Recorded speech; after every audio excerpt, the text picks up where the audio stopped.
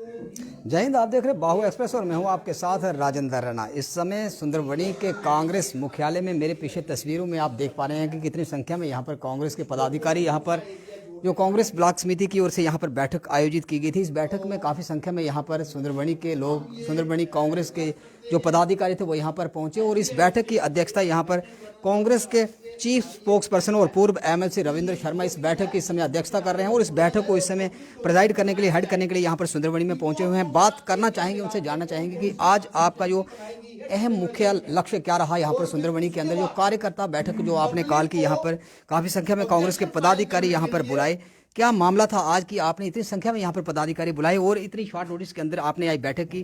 शर्मा साहब, आपने आज सुंदरबनी के कांग्रेस कार्यालय में एक बैठक आयोजित की, काफ़ी संख्या में यहाँ पर देख रहे हैं कि कांग्रेस के पदाधिकारी, क्या आपका आज की बैठक का एजेंडा क्या था? देखिए, ये हमारे डेलीगेट हजरात हैं, ब्लॉक प्रेसिडेंट हैं, ब्लॉक कमेटीज हैं, जिला कांग्रेस कमेटी के हमारे ओहदेदारान हैं और काफ़ी प्रामिनेंट जो साथी हैं वही हमने बुलाए हैं। वैसे तो हमारी रूटीन मीटिंग होती है और हमने सबसे पहले तो वैष्णो देवी में जो बहुत बड़ा हादसा हुआ उसका दुख भी प्रकट किया और जांच की मांग की कि उसमें कोई एक्शन अभी तक नहीं हुआ और दुर्भाग्यपूर्ण है कि बहुत बड़ी विफलता है, उनके लिए हमने प्रार्थना भी की। और दूसरा सबसे बड़ा बर्निंग इशू 2022 का चैलेंज हम समझते हैं कि सुंदरबनी के अवाम में इस वक्त पैनिक की सिचुएशन है कि जो हदबंदी आयोग की रूमर्स जो है मीडिया में, जब सोशल मीडिया में रिपोर्ट्स आ रही हैं, उसमें जिस तरह की कॉन्स्टिट्यूंसी सुंदरबनी, निशारा, कालाकोट जिला रजौरी में हमारा हक बनता था कि 2 कॉन्स्टिट्यूंसी बने, क्योंकि कठुआ ज़िला हमसे छोटा है और वहाँ 5 कॉन्स्टिट्यूंसी हैं और आबादी भी कम है।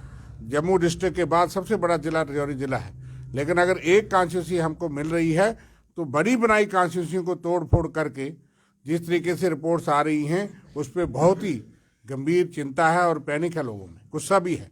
कल भी हमने एक पार्टी मीटिंग की, शुरुआत की, जिसमें आम लोगों ने चर्चा की और कांग्रेस पार्टी भी पूरी तरह से तैयार है कि अगर गलत होता है तो उसके खिलाफ हम पूरा विरोध करेंगे।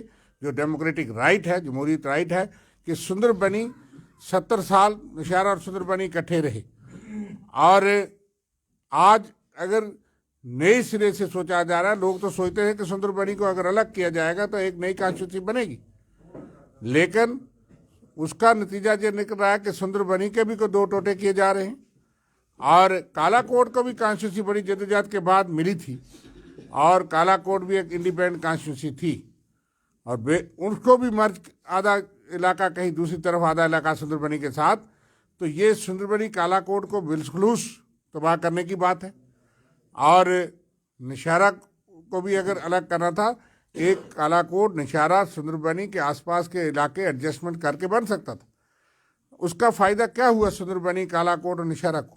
और हमें नहीं समझ आती कि किस नज़रिए से, किसकी जो इशारे या गाइडेंस या किस फीडबैक पे अगर ऐसी बात है तो ये अननेचुरल बाउंड्रीज हैं और उससे लोगों को परेशानी होगी।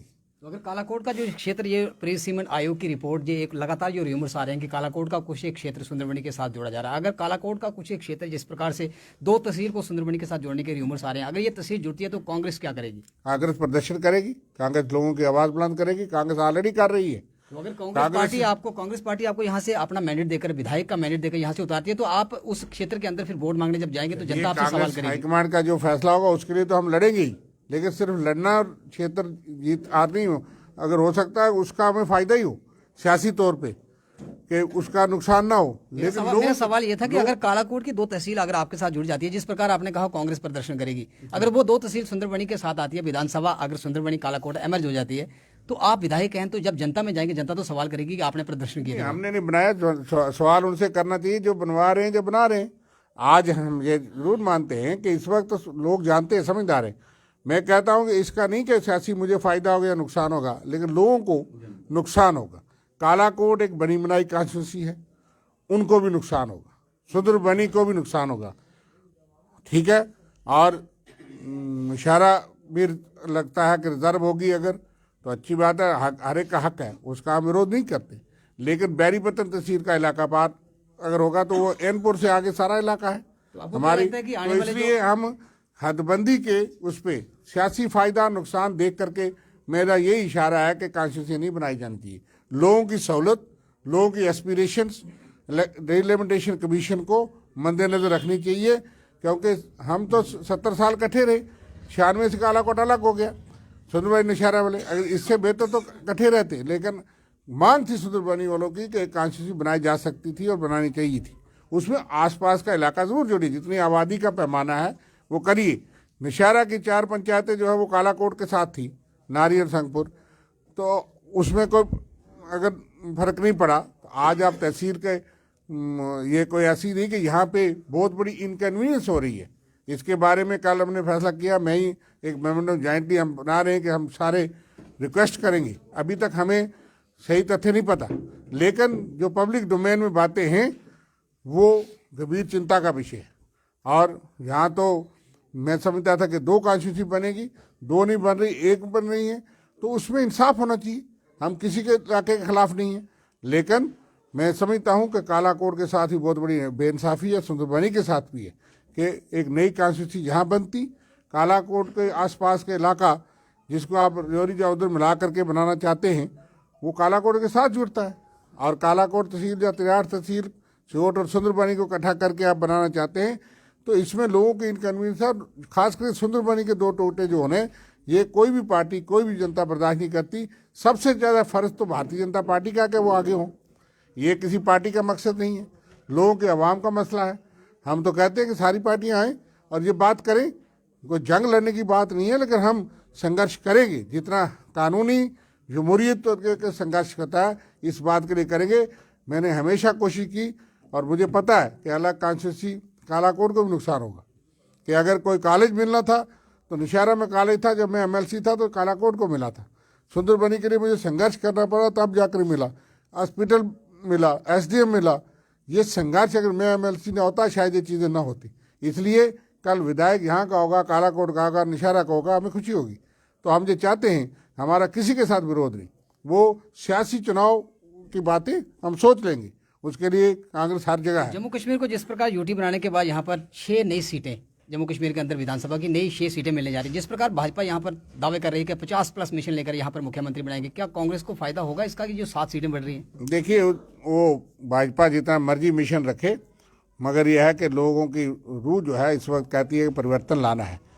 आज पहले जनवरी 2022 को तोहफा दिया है, जूते चप्पल कपड़े सारी चीज़ जो है उस पर जीएसटी बढ़ गया। आप पैसे बैंक में जमा कराओ तब टैक्स लगता है, निकालो एटीएम तब तक टैक्स, फिर भी लोग गलती करेंगे। आप जो है बैंक प्राइवेट करके, एलआईसी प्राइवेट करके, रेलवे प्राइवेट करके, बस स्टैंड प्राइवेट करके, हर तार बिजली के प्राइवेट भी आपकी पार्टी के बड़े स्तर के जो नेता हैं वो भाजपा की तरफ ही रुख कर रहे हैं, भाजपा में शामिल हो रहे हैं, क्या कारण है? प्रस्ती के लिए कई लोग जाते रहते हैं, पार्टी नहीं जा रही कहीं। मगर मैं कहता हूं कि इस महंगाई में, बेरोजगारी में और प्राइवेटाइजेशन में हर चीज़ें जो है वो तबाह हो रही हैं। और खास करके मैं जो लोगों को कहूँगा, लोगों की ज़मीन जा रही है। जम्मू कश्मीर के पास ज़मीन थी, हम इसलिए खुशहाल थे पूरे देश के अंदर, कम से कम अपने छत के अंदर सोते थे, अपनी ज़मीन जो है सबके पास छत था, ज़मीन एग्रीकल्चर भी थी। लेकिन सरकार की नीतियों के विरोध करते हैं हम कि वो गरीब किसान से भी ज़मीन निकाल रही है, चाहे वो यहाँ का बसनीक हो, कोई रिफ्यूजी हो। जिनके साथ वायदा किया वो वायदा पूरा नहीं हुआ। आज हम पूछेंगे जब हदबंदी होगी कि रिफ्यूजियों के साथ 8 सीटों का वायदा था आपका, वो कहाँ गई? आप सुंदरबनी के साथ वायदा कहाँ गई? बहुत सी बातें इन्होंने कही थी। और सिख कम्युनिटी के साथ वायदा कहाँ गई? कश्मीरी पंडितों से कहाँ गई? पहाड़ियों के साथ वायदा कहाँ गई? गुजर बकरवाल को तो रिजर्वेशन एसटी स्टेटस कांग्रेस ने दिया था, आज डिस्ट्रिक्ट का चेयरमैन 9 सीटें भी तो भाजपा ने दी उनको। वो उनके 9 एमएलए पिछली बार भी थे। आप गिनती कर लो, अगर मैं गिनवा सकता हूँ आपको, अगर गिनती करनी है तो लिख लीजिए। 15 एमएलए एसटी के तो होंगे, लेकिन रिजर्वेशन उनको पहली बार मिली है। रिजर्वेशन से उनको फायदा होगा या नुकसान होगा ये उनको पूछिए। लेकिन मैं समझता हूँ आज तक इतिहास में 7-8 वो अपने दम पे जीतते आए। इलेक्शन कमीशन ऑफ इंडिया से आपकी क्या मांग रही है कि विधानसभा चुनाव जम्मू कश्मीर में कब कराए जाए? हम कहते हैं फौरी करवाए जाए, डिलिमिटेशन करके स्टेटहुड बहाल किया जाए। जम्मू कश्मीर की पहचान डोगरा रियासत, हमारी रियासत, क्योंकि आज आपकी पूछ कहीं नहीं है, आज आपको सुनता कोई नहीं है। आपने देख लिया कि माता वैष्णो देवी में इतना बड़ा कांड होने के बाद भी कार्रवाई अभी तक कोई नहीं हुई। कोई अफसर बदल जाएगा, आज तक एफआईआर नहीं लगी, आज तक उन लोगों को पूछा नहीं गया। बहुत सी चीज़ें जो है वो हाईकोर्ट जज से जांच होनी चाहिए थी कि क्या बात है, लेकिन जांच चल रही है। इसी तरह से आज हर मसले पे कोई फरियाद नहीं, कोई आवाज़ बुलंद करना चाहता है तो उसको अंदर ठोक दिया जाता है। ये भाजपा ने दिया है और बाकी जो है कि महंगाई दी है, बेरोजगारी दी है, प्राइवेटीकरण किया है, हर चीज़ प्राइवेट हो गई है, मुलाजिम भी प्राइवेट ठेकेदार के मुलाजिम हो जाएंगे और आगे मुलाजमत का कोई स्कोप नहीं। स्कूल मर्ज हो रहे हैं, RET बंद हो गया है, 10 साल टीचर नहीं लगाने हैं। तो ये दिया है भाजपा ने, इसको वोट देंगे लोग।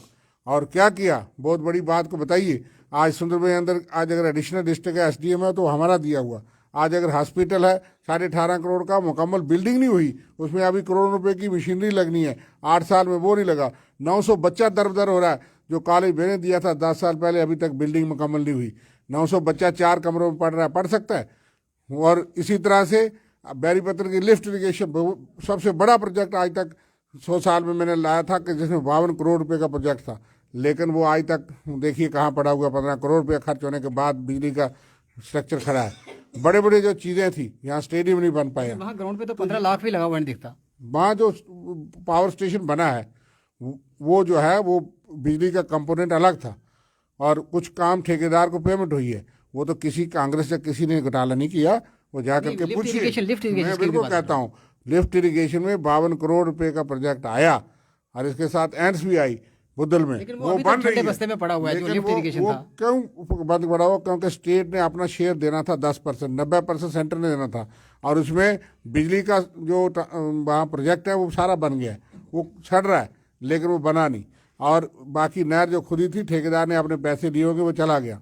लेकिन मैंने सुना कि इतना करोड़ रुपया पेमेंट हुई है। हमने आखिरी प्रश्न शर्मा साहब आपसे आखिरी प्रश्न होगा कि आने वाले जो विधानसभा चुनाव बड़ी चीज मैं चाहता हूँ कि बड़ा प्रोजेक्ट सुंदरबनी में आज तक 8 साल में बता दे भारतीय जनता पार्टी, ठीक है, और फिर उसको सारे वोट दे दीजिए। आखिरी सवाल से आपसे ये रहेगा कि आने वाले जो विधानसभा चुनाव है, क्या कांग्रेस गुपकार डिक्लेरेशन का हिस्सा बनेगी? देखिए, वो बातें अगली बड़ी दूर की बातें हैं, लेकिन गुपकार अलग अलायंस है। कांग्रेस पार्टी अपने मुद्दों पे, अपने सिद्धांत पे, अपने असूल पे कभी कंप्रोमाइज़ नहीं करती।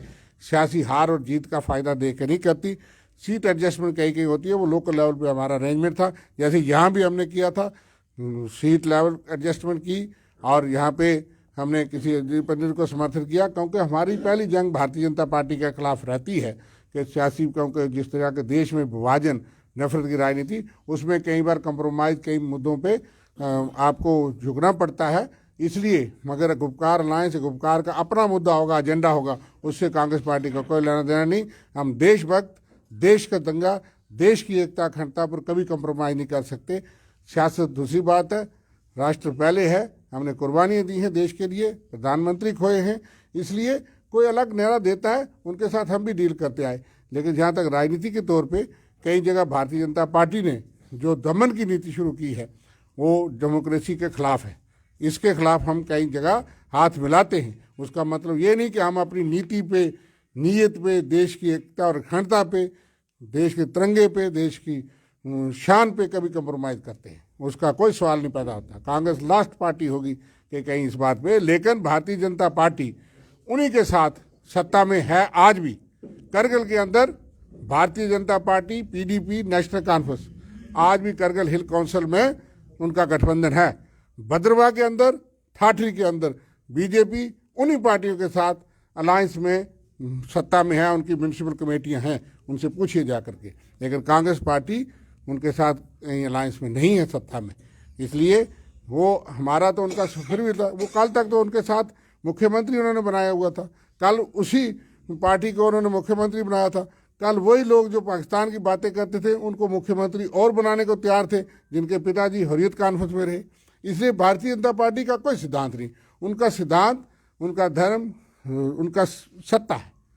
वो सत्ता के लिए कुछ भी कर सकते हैं, जिसको कल गाली निकालते हैं, परसों सरकार में बैठते हैं। हमने कभी किसी को असूलों पे गाली नहीं निकाली। मतभेद होते हैं सियासी तौर पे, जो देश के आइन के तहत इलेक्शन लड़े, देश के आइनी सुगंध खाए, देश के आइन के तहत लड़े, वो आतंकवाद के, अलगाववाद के, पाकिस्तान के खिलाफ खड़ा होता है, उसमें कहीं ना कहीं समझौता होता है। इसलिए हम अपने सिद्धांत पे कॉम्प्रोमाइज़ नहीं करेंगे।